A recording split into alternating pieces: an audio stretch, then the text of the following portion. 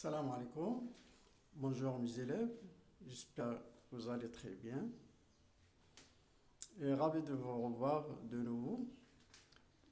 Dans la séquence précédente, on a fait un petit rappel sur la droite graduée.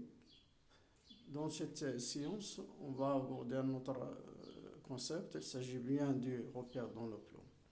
On a deux exemples. Premier exemple, on a deux droites D1 et D2, séquentes. Dans ce cas, ils ne sont pas paires. C'est-à-dire D1 et D2 ne constituent pas un repère du plan.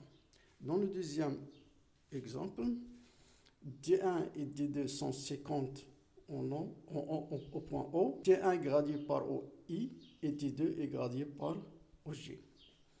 Dans ce cas, les deux droites D1 et D2 constituent ce qu'on appelle un repère du plan et que l'on note comme ça, O et J.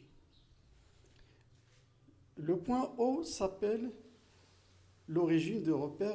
D1, l'axe est appelé cet axe horizontal et l'axe des abscisses.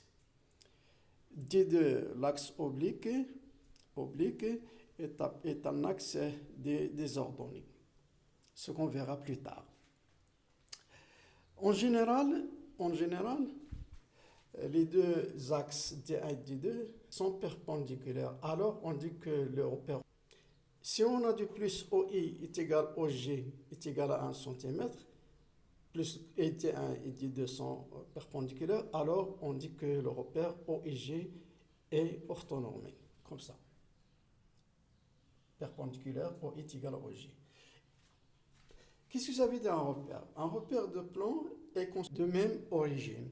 En général, les deux droites sont perpendiculaires et le repère est dit orthogonal, comme ça.